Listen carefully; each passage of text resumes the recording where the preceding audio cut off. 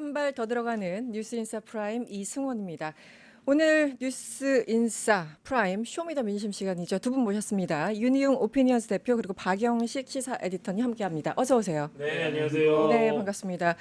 한 주간 민심을 듣는 시간입니다. 쇼미더민심. 네. 이번에 여론조사를 했는데 여론조사를 좀 구체적으로 이제 얘기하기 전에 우리 또 엄청난 뉴스들이 어저께 충격과 공포 그리고 또 하나는 그래도 살짝 안심이 된다. 이제 두 가지 양분된 뉴스가 나왔어요.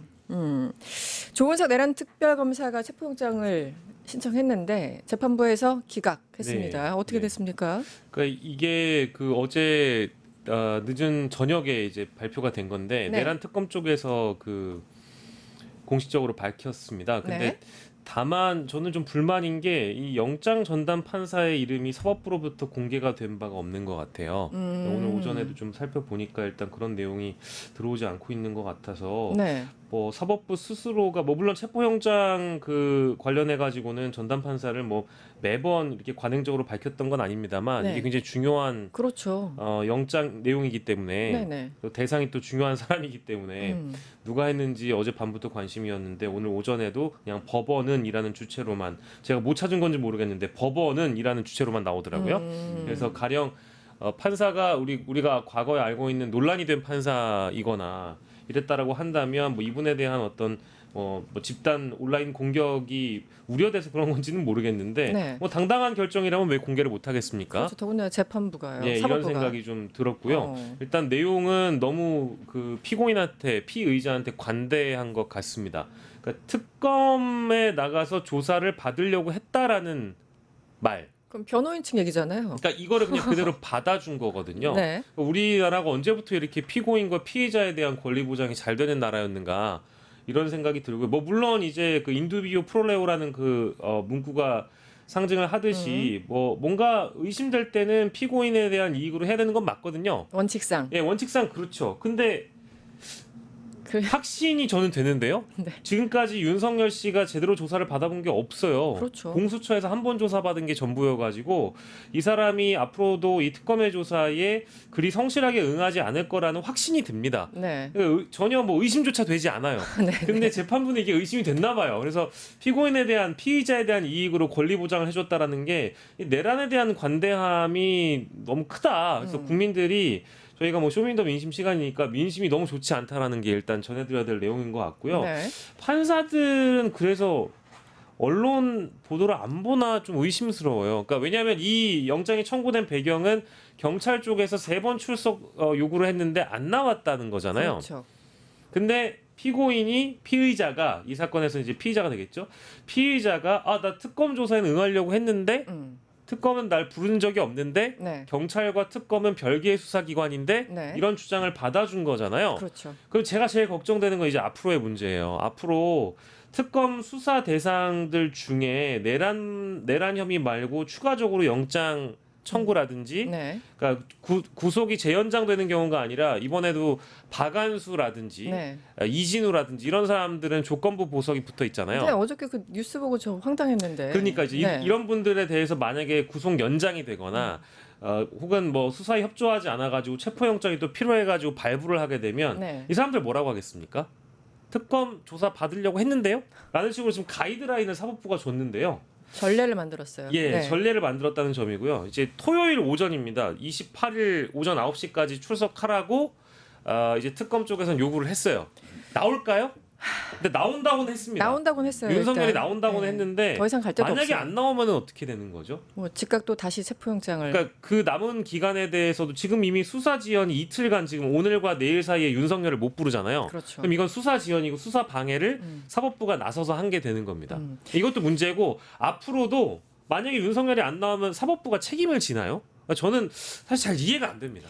아니, 그러니까 지금 말씀하시니까 갑자기 또 과거가 떠올랐는데 이 윤석열 이 사람은 제대로 그러니까 지금 재판은 받고 있지만 수사를 제대로 받은 적이 없어요. 공수처 왜냐면 한번 공수처 가서 받았어요. 네. 거의 묵비권 행사하지 않았습니까? 네네네. 그래서 공수처에서 검찰로 넘어갔는데 검찰도 뭐 구속 연장하려고 했는데 재판부에서 안 된다 그랬잖아요. 그렇죠. 그러다가 잠깐 뭐 구속됐다가 또 네, 직위원이라는 구속 취소가 된 거고. 예.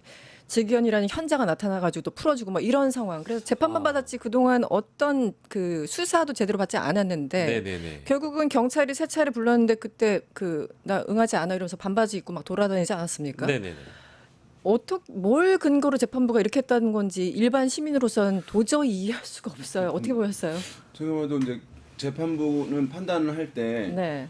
경찰도 검찰도 국민 입장에서 봤을 때는 정부고 그다음에 그 수사 기관 중에 이제 하나인 것이잖아요. 네. 그러니까 사실 국민들 입장에서 봤을 땐 그것이 차이가 있다고 보여지지 않는 것이잖아요. 네네. 그런데 재판부에서 그것을 굳이 구분을 해서 이렇게 판단을 내렸다고 하는 것은 어쨌든 납득하기 힘들고 재판부 입장에서는 국가 전체 차원에서의 이 인식을 갖고 판단을 해주기를 국민들은 아마 바랄 텐데 그렇죠. 그것이 이제 아쉽고 어떻게 보면은 너무 이제 관대한 문명 국가인가 관대한 갑자기 인권 국가? 네.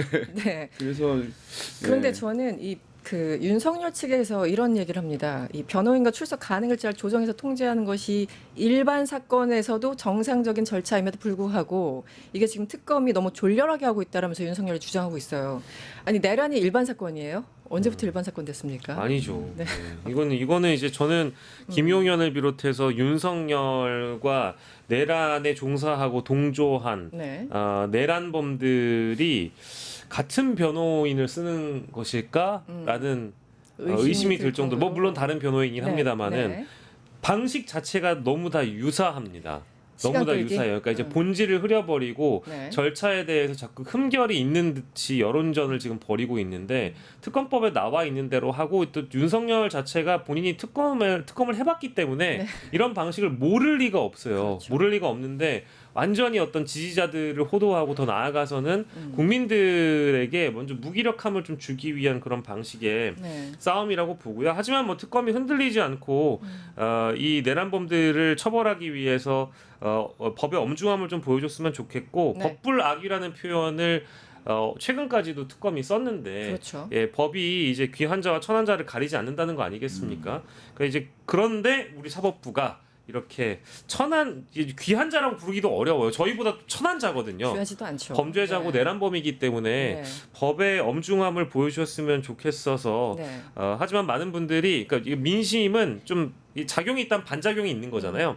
앞으로의 민심은 사법부가 이런 말도 안 되는 결정을 내렸기 때문에 사법 개혁에 대한 의지가 더 커질 것 같아요. 그렇죠. 안 좋은 대선이 크레딧. 끝나고 나서 좀 민심이 좀 이완되는 현상이 있었는데 특히 이번 정권 교체에 한 표를 던지신 분들이 이제 뭐 알아서 대통령이 잘하겠지 민주당이 잘하겠지 이런 생각을 하신 분들도 어제 이 결정을 보고 나서는 완전히 결집해서 네.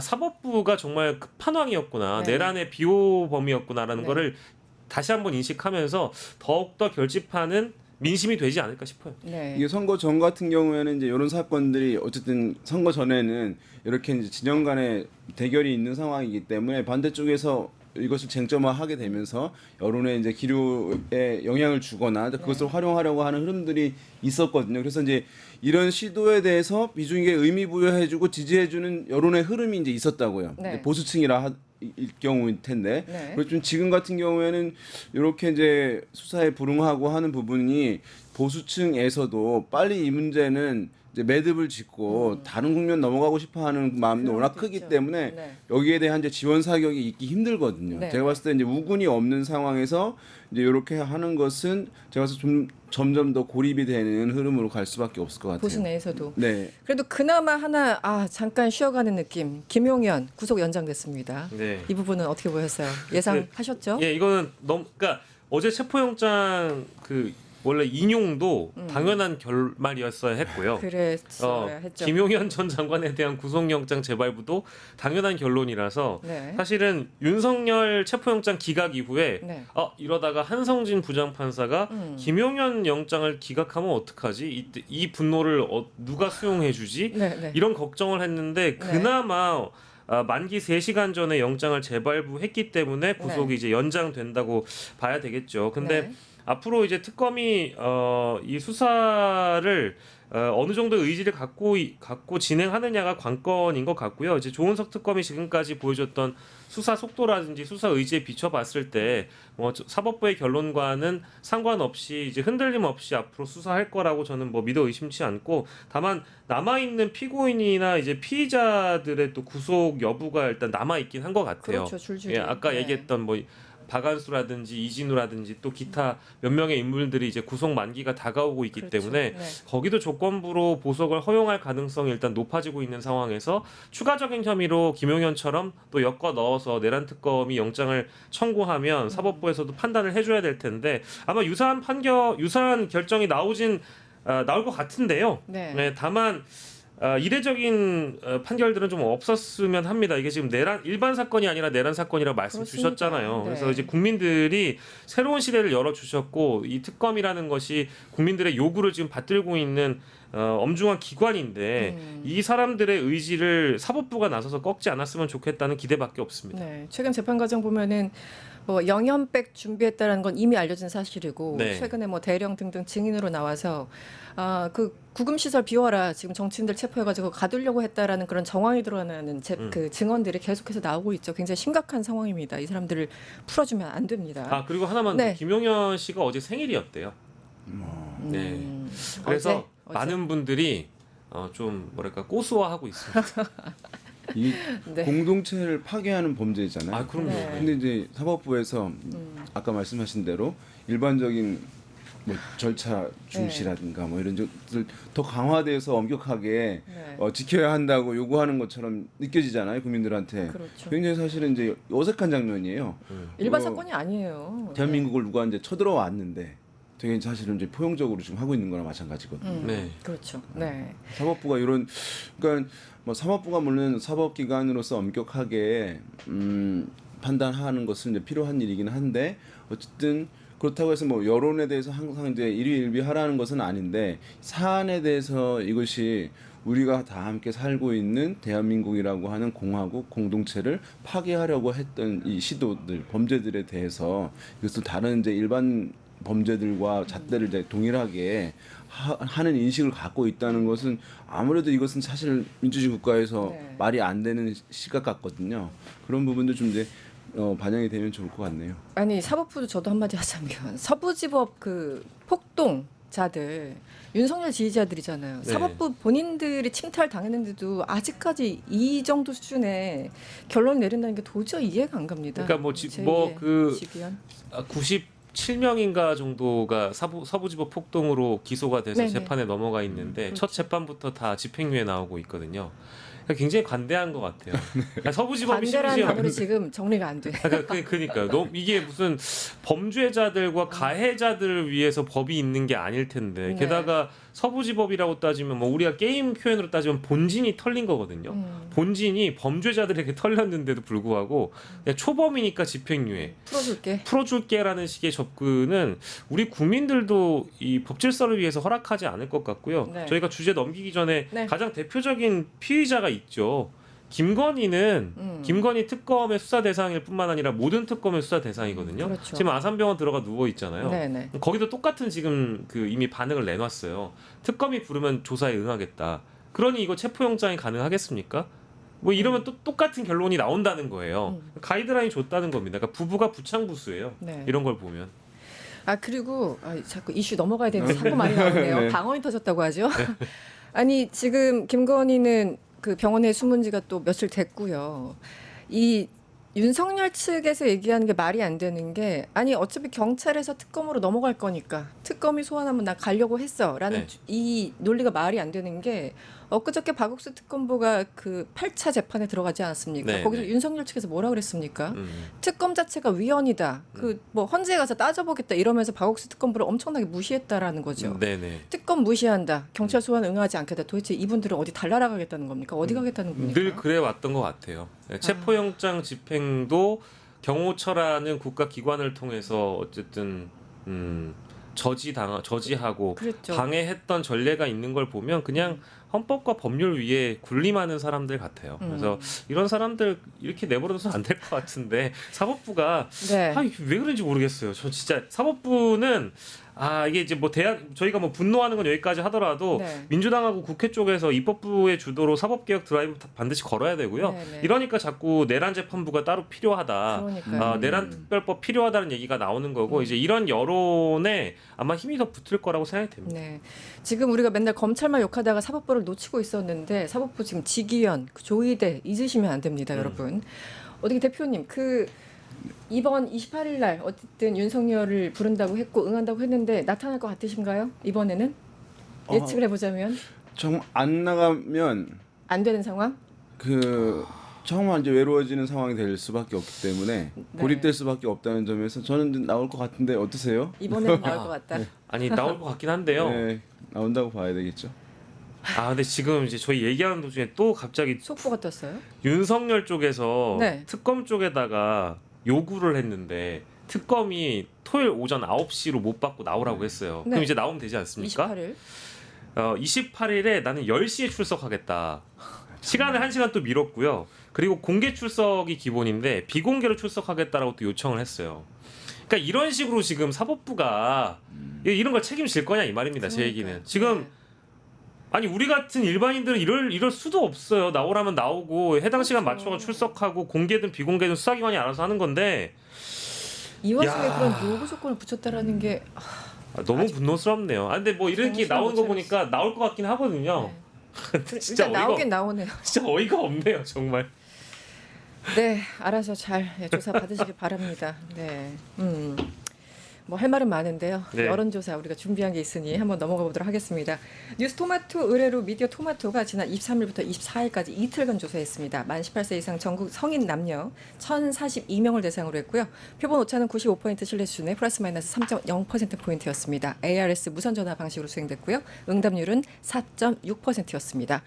제가 할 얘기는 여기까지고요. 이제 대표님이 쭉 하셔야 됩니다.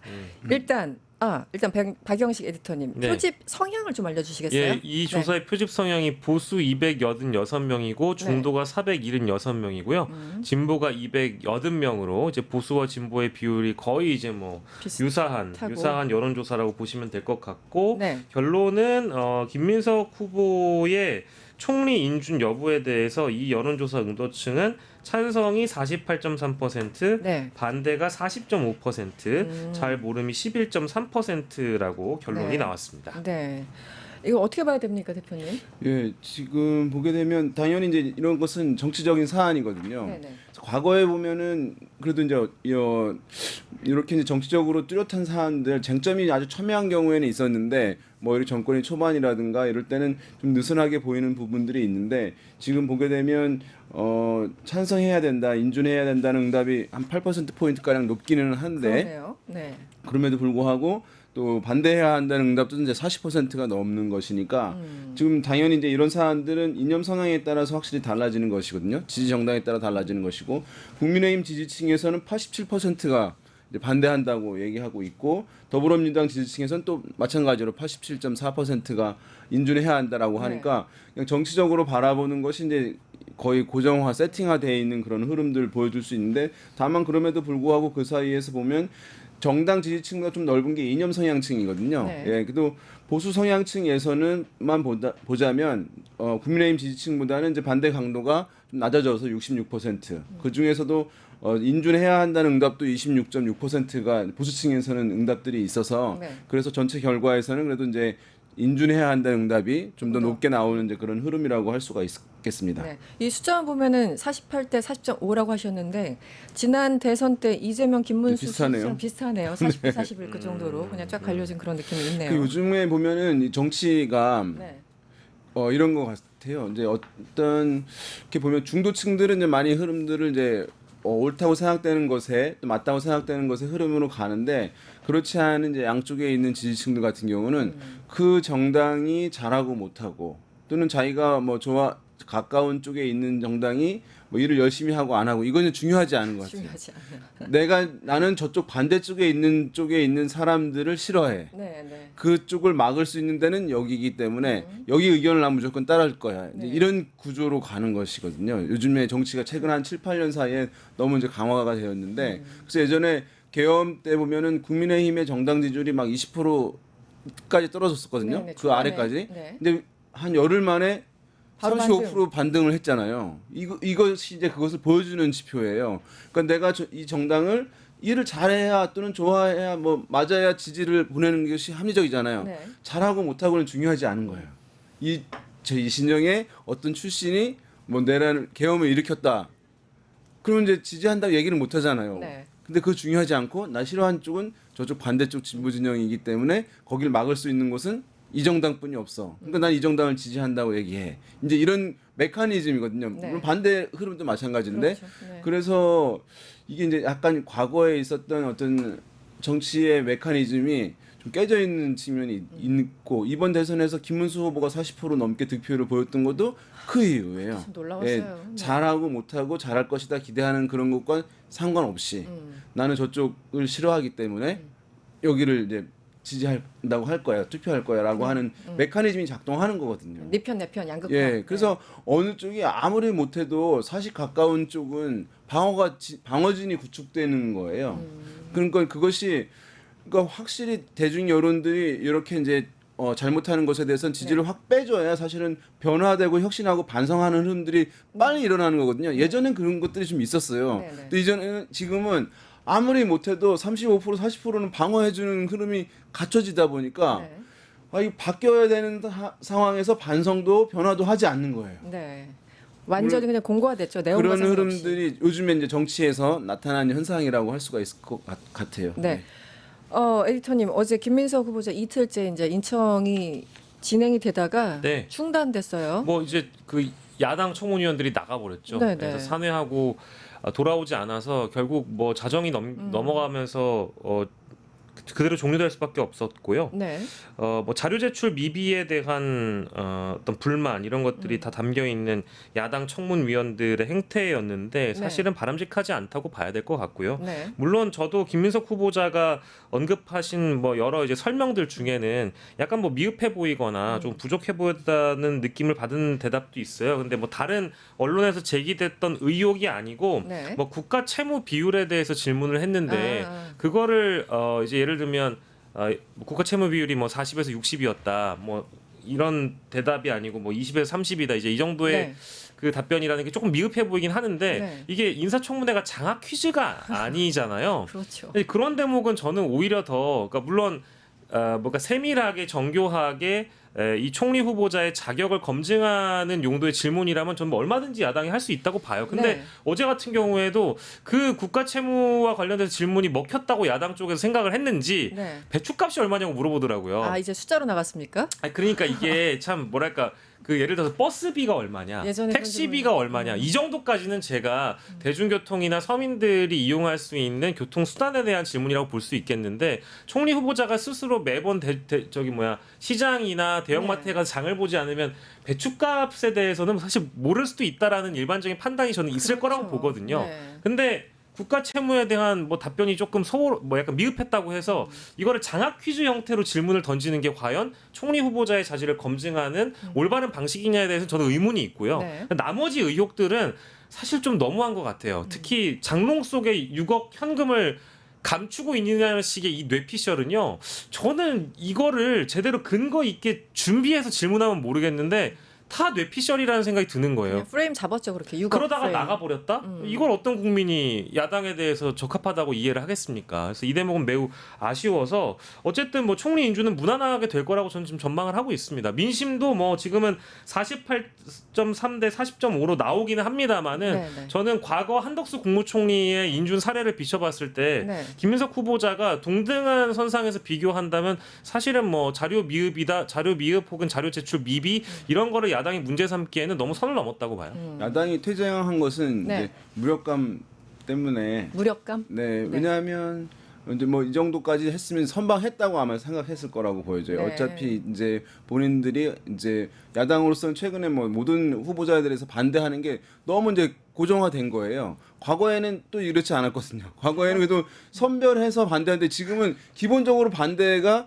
세팅인 거예요. 기본적으로 일단 그런 반대 흐름이 지르고. 예. 네. 그런데 이제 과거 같은 경우에는 어쨌든 의회가 팽팽하고 할 때 낙마시킬 수도 있고 이제 하는데 지금은 야당으로서 낙마를 전혀 시킬 수가 없는 것이잖아요. 네. 총리 같은 경우에. 그래서 지금 상황에서 이 정도 이슈화가 됐으면 나름 성공했다고 하고 추가적으로 더 얻을 건 없고 이제 이거에서 인준을 막을 수도 없는 그런 상황이고 의석수가 이제 야당은 적기 때문에 네. 그래서 그런 상황에서 뭐 일견 반은 만족 이제 반은 무력감 이제 더 이상 우리 할 수가 어떻게 할 수가 없는 상황 뭐 그런 것이 이제 퇴장이라고 하는 행태로 나타난 것 같아요. 아니 소위 말하는 결정적인 한 방이 있으면 그러니까 어쨌든 저쪽에서 때려서 그렇죠. 아프면은 그게 정말 선방한 건데 뭐 특별히 아픈 부분이 없었어요. 여기서 멈추는 게 선방한 거예요. 이제 그러니까 파행 이미지. 네. 네네. 그래서 뭐 이제 자료 제출을 안 했다라고 하는 얘기들에서 딱 끝나는 것. 왜냐면 자료 제출이 있었어도 특별하게 이제 뭔가 변화될 것은 없었을 것이기 때문에 네. 아무 그런 판단에서 어제 이제 그 저녁에 한 5시쯤 끝난 건가요? 거의 늦은 오후부터 나가버려가지고 정회에서. 계속 국회 TV를 보니까 어제 11시 반 12시 넘는 시간에서도 계속 산회 중이더라고요. 정말 이제 의지가 있었고 이제 결정적으로 말씀하신 대로 공세할 수 있는 것이 있었다면 그것을 빠르게 땡겨서라도 이제 하는 네, 것을 네. 했을 텐데 이제 하지 않았다는 것은 아무튼 이제 그런 무력감도 반영된 것 같습니다. 김민석 후보를 공격하기보다 스스로를 방어하기 위해서 산회를 한 것이 아닌가 이런 생각도 듭니다. 저희가 뭐 사실은 그 청문위원인 주진우 의원 얘기는 안 하도록 하겠습니다. 예, 제가 그 이름을 부르기 싫어서 요즘 주모 의원이라고 얘기하는데 네, 죄송합니다.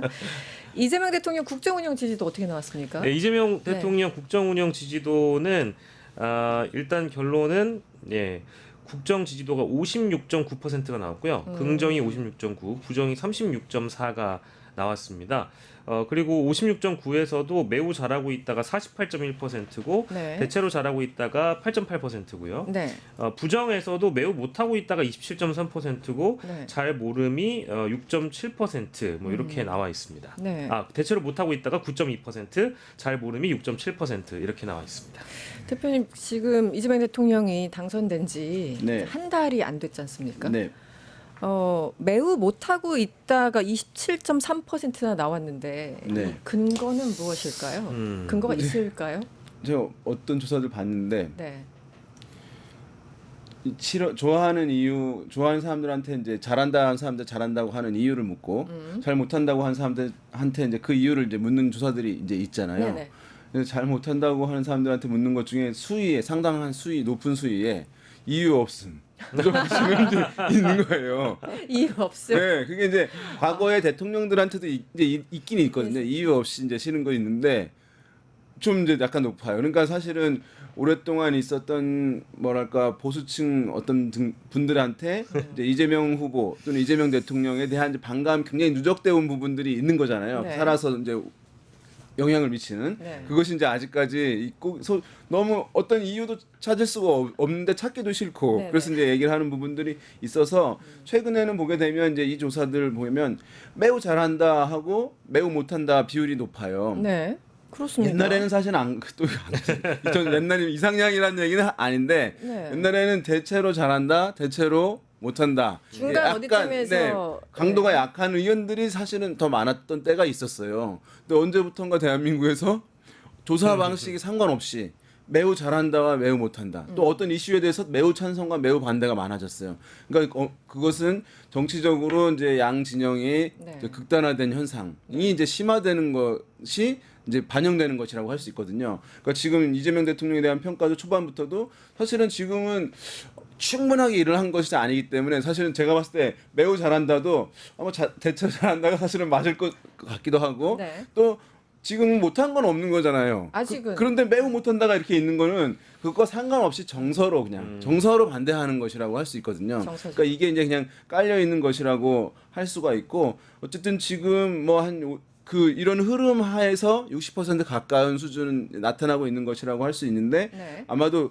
보게 되면 이재명 대통령에 대해서 대중들이 이제 바라보는 시각들 열성 지지층들이 있고 호감가고 정서로 지지하는 분들도 있지만 특성을 보게 되면 이게 예전에 어떤 대통령들은 나 정말 좋아서 네. 뭐 이래서 열성적으로 지지하는 흐름들이 이제 있는데 비해서 이재명 대통령에 대해서는 좀 다른 과거의 진보 대통령과 다른 것은 일을 열심히 하시고 네. 하고 성과를 내고 그럼 내가 평가를 하겠다. 라고 하는 좀 기능적으로 바라보는 특성이 다른 진보 대통령과 좀 다르게 좀 큰 특성을 보여요.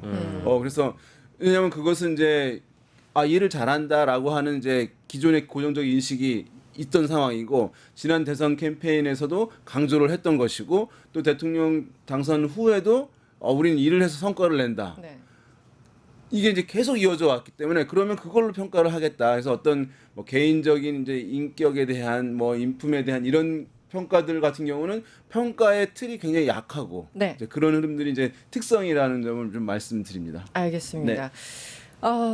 당대표 선거가 8월 2일로 예정돼 있습니다. 이 박찬대 민주당 의원 그리고 정청래 의원이 이제 2파전이죠.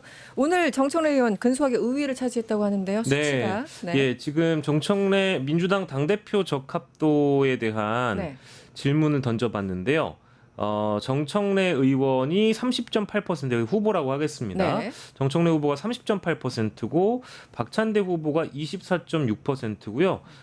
그래도 어쨌든 정청래 후보가 좀 더 높은 수치를 보여주고 있는데 네, 이번 조사상은 그렇습니다. 예, 그렇습니다. 그리고 네. 없음이 높아요. 23.6%. 그러니까요. 예, 혹은 나는 이 두 인물 말고 다른 인물을 사실 생각했었다는 게 14.7%. 잘 모르겠다가 6.3%여가지고 네. 이 조사상으로는 제가 지금 불러드린 다른 인물 없음 잘 모름의 비율이 굉장히 높습니다. 네, 그러니까 네. 보류층이 많다라고 좀 봐야 될 것 같고요. 네. 민주당 지지층으로 좁혀보면은 네. 결과값이 좀 더 차이가 나는데요. 네. 민주당 지지층 대상으로의 당대표 적합도는 그냥 수치만 불러드리면 정청래가 52.7%, 네. 박찬대가 37.8%로 정청래 후보가 좀 더 많이 높게 나온 것도 이번 조사의 특징입니다. 네, 일단 좀 기술적으로 여쭤보면 이게 대표님. 그 외 인물과 없음 비율은 높잖아요. 그건 당연히 이제 국민의힘 지지층에 있는 분들이 이제 그 외 사실 2명밖에 안 나온 상황인데 그 외 네네. 인물은 없잖아요. 네네. 그러니까 이제 사실 이렇게 그냥 비토한 거예요, 비토. 예전에도 네. 또 내전 얘기인데 응답 선택을 해줬거든요. 네.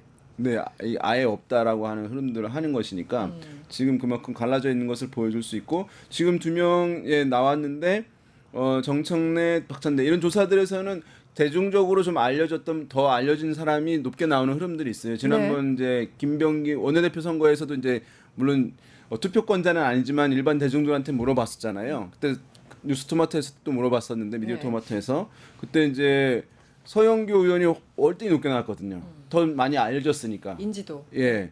근데 결과는 이제 바뀌었죠. 지금 보게 되면 정청래 의원 워낙 이제 대중성이 있었고 많이 알려졌기 때문에 좀 높게 나온 상황이고 박찬대 원내대표는 제가 봤을 때는 이제 정청래 최고위원보다는 대중성과 지명도는 원내대표를 했음에도 불구하고 저는 이제 낮다고 생각되는데 네. 그럼에도 불구하고 보면 격차가 적은 거예요. 그래서 이제 남은 기간 캠페인에 따라서는 격차가 좀 이제 좀 더 좁혀질 수도 있을 수 있겠구나라는 생각은 들긴 하거든요. 네. 그래서 과연 정청래 의원으로서는 이제 이렇게 볼 수 있는 거잖아요. 이제 지지층들이 많이 참여를 하게 되는데 아마도 이제 지금 같은 경우는 내부 커뮤니티 등이 이제 워낙 잘 돼 있기 때문에 어떠한 이제 의견들이 대중 당원들과 지지층한테 전달되는 게 굉장히 수월해요. 그렇죠. 예, 그래서 이 정권을 뒷받침하는데 누가 더 낫다라고 하는 프레임 경쟁을 할 거거든요. 거기서 이제 박찬대 의원은 얼마나 이제 그것을 자기를 부각할 수 있을 것이냐. 근데 정청래 의원은 나는 내가 더 방어를 하고 지원해 줄 수 있을 것이라는 것을 이제 캠페인 포인트일 텐데 그 부분에서 이제 경쟁이 이루어질 텐데 제가 봤을 때는 격차는 좀 좁혀질 가능성이 있지 않을까 싶습니다. 네, 어쨌든 이번 조사는 그렇고요. 아까 말씀드린 대로 표본 오차 95% 신뢰 수준의 플러스 마이너스 3.0% 포인트였다는 점 다시 한번 말씀드리고요. 마지막으로 이번 주 정당 지지도 대한 해석 예, 어떻습니까? 정당 지지도는 민주당이 47.3%, 국민의힘이 32.5%, 개혁신당이 4.4, 조국혁신당이 3.3, 진보당이 1% 정도 나왔는데 네. 지금 오르고 내리고 그러니까 즉 민주당과 국민의힘의 격차가 이번 조사뿐만 아니라 지난 조사까지 포함해 보면 좀 줄어들고 있는 상황입니다. 지난번 조사에서 50.4 대 28.2가 나왔었고요. 확 꺾였네요. 지난주에는 지난번에는 2주 전이었는데 대선 그쵸, 직후였기 때문에 사실은 그 효과가 워낙 크게 나타났던 것 같습니다. 그렇군요. 네, 28.2였다가 지금 32.5. 뭐 이 정당 지지도는 네. 어떻게 갈까요? 앞으로 이게 아마도 이제 이게 국민의힘 같은 경우는 뭐 30% 중반대 네. 아마도 이제 지금 워낙 부실한 상황이긴 한데 그 정도는 뭐 회복할 가능성이 있다고 보고 왜냐하면 아까 말씀드린 대로 그 흐름 자체는 이제 이어지는 것이기 때문에 정당이 이제 일을 잘하고 못하고를 떠나서 그리고 어느 정당이 사실은 50% 정당 지지를 넘는 경우는 거의 없죠. 이게 이상한 거거든요. 그렇긴 해요. 네. 그래서 알겠습니다. 40% 중반대, 그다음에 네. 30% 중반대 이 흐름이 이제 일단 기본 이제 틀일 것 같습니다. 알겠습니다. 쇼미더민심 시간이었고요. 지금까지 박영식 시사 에디터 그리고 윤희용 오피니언 대표와 함께했습니다. 오늘 고맙습니다. 네. 감사합니다. 유튜브 구독하고 실시간 채팅과 댓글을 남기시면 매일매일 실천 TTCO를 드립니다. 참여 방법은 통통물 어플을 다운로드하고 회원가입과 로그인을 해주세요. 마이페이지에서 나의 회원 고유 번호를 복사해주세요. 유튜브 구독 후 실시간 채팅이나 댓글창에 고유 번호를 한 번만 입력하면 준비 끝!